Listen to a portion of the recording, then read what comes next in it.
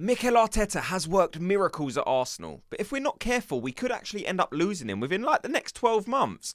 Look, now I'm not necessarily worried about it, but it's definitely something that Arsenal need to address. Mikel Arteta's contract runs out in 1 year time. We've got 1 year left on his contract. And then, you get the rumours coming up. Mikel Arteta's being linked with a move back to Barcelona. We're hearing news of Xavi not being kept on at Barcelona. So will that make Mikel Arteta consider his decision to stay at Arsenal? Listen, I don't necessarily think so, but it's definitely a talking point. It's definitely coming up with other media outlets.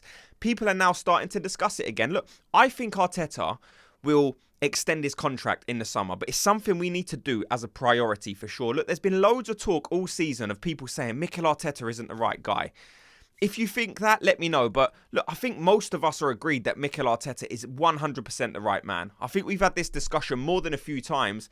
Look, and there's things we need to consider. Look, Pochettino at Chelsea, Arne Slot coming into Liverpool. We're going to get into it. Look, before we get into it, just do me the favour. Give me a thumbs up on this video. Just like it. So look, we've seen what's happened with Chelsea. Chelsea were rubbish, basically for most of the season. And then towards the end, they actually picked up some decent results. But Chelsea still sacked Pochettino. I'm looking at Chelsea and I'm thinking they've actually got a fairly decent group of players. And if someone comes in there, and keeps improving, Chelsea could be a good team. Is Chelsea someone you're looking at as an Arsenal fan and saying we need to maybe be careful of Chelsea next season? Or do you still think they're a couple of years away? Look, I feel the same with Liverpool. They got a new manager coming in.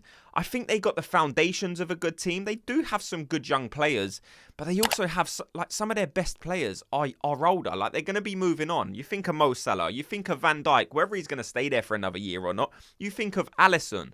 These are players who are coming towards the back end of their career.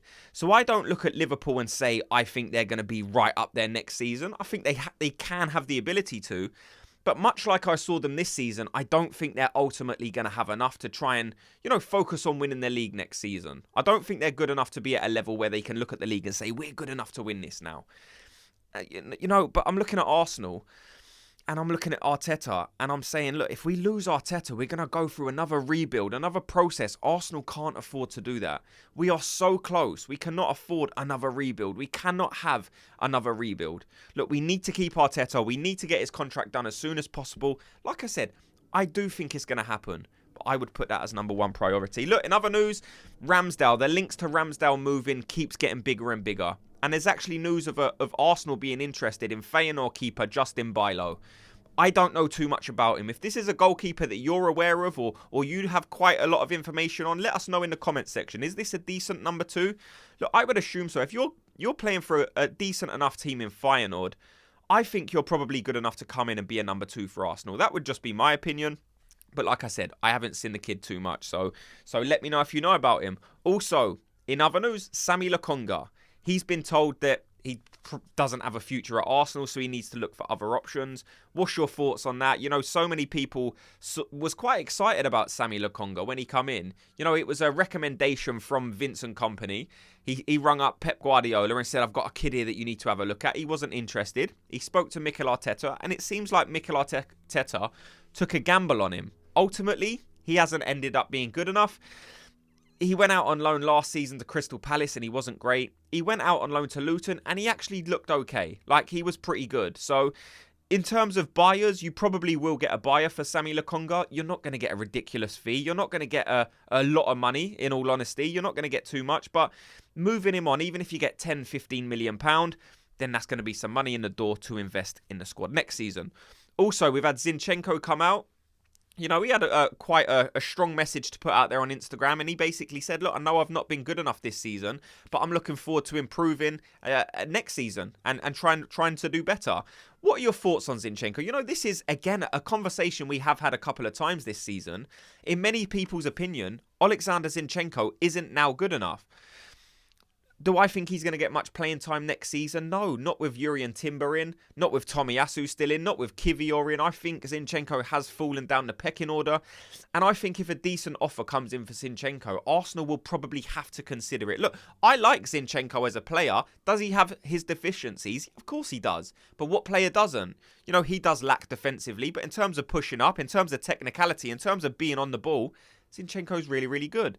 So there will be plenty of options out there for him. I'm sure Premier League teams would take him, because it's not just the player you're getting. You know you're getting the mentality in. Arsenal benefited from it massively. We saw Zinchenko and Jesus come in, and that mentality almost shifted for Arsenal. Now, he wasn't the main reason, but he's definitely part of the reason in helping Arsenal gain this Arsenal mentality that we got at the minute. So there will be buyers out there for Zinchenko. It's just how much are you realistically going to get for Zinchenko? He is still quite young. I think if an offer comes in of about £40 million, Arsenal will consider it, and they will probably accept it, because like I said, that will be reinvested into the squad for next season. And Arsenal are going to have to sell players to bring players in. We're obviously going to have a budget as well, probably around 100, 150. I don't know what the exact figures are. I'm not an Arsenal accountant, but from the rumours, you could believe anywhere from 100 million to 200 million. Lastly, I wanted to talk about the England team, and I wanted to get people's thoughts on this. Look, I know not everybody who listens to this is an England fan, is from England, but what are your thoughts on no Ben White, no Marcus Rashford, and no Reece James? Look, no Ben White, we kind of expected that. While Steve Holland and Gareth Southgate's there, Ben White probably isn't going to be playing for Arsenal. Playing for England. There's definitely been some kind of fallout.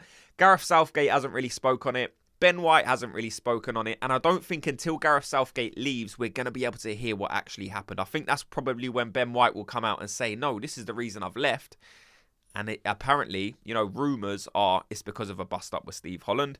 Marcus Rashford was an interesting one for me, because, look, I wouldn't have taken Marcus Rashford, but I definitely expected Gareth Southgate to pick him, because he's a big brand player for England, isn't he? He's Marcus Rashford. Whether he's been good or not, sometimes you take Marcus Rashford even when he's not good, because Gareth Southgate feels like he has to, or Gareth Southgate has his favourites. Many people can direct towards Gareth Southgate that he has his favourites. He's not very fair in his rotation. But, him not taking Rashford, that is a big call. And even though a lot of us would have made the same decision, it is still a big call. So what's your thoughts on him leaving out Marcus Rashford? Reece James as well, that's probably an injury thing. Look, if Reece James is fit, he goes to the Euros. Because in terms of right back, look, I prefer Ben White, but maybe that's just me being biased. But you can't deny that Reece James is an absolutely brilliant right back who gets into most teams in world football, if we're being honest. If he didn't have that injury record, Reece James would be one of the very, very best defenders in world football. Right, let me know your thoughts on everything you've heard in this video. What do you think of Chelsea? How do you think they're going to perform next season? Is it something you're looking at as an Arsenal fan and thinking, look, we need to be careful here? Liverpool as well. Look, they was in the title this season.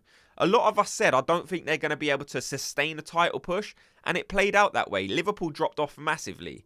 Are you looking at the introduction of Arne Slot and thinking, if he gets his hands on this team, then he's going to be able to work wonders? Because I'm still looking at that Liverpool team and thinking, I don't think they're there yet. They're not at a level where Arsenal are. They're not at a level where Man City are. And I don't think they're going to be there next season. Also, what's your thoughts on Justin Bijlow? If you know anything about him, let me know. Lokonga, Zinchenko, the England team news. Thanks so much to everyone for watching and listening. Before you go, if you could just very quickly do me the favour of giving me a thumbs up on this video. Just like it and subscribe. And I'll speak to you all in tomorrow's video. Gooners, have a good day.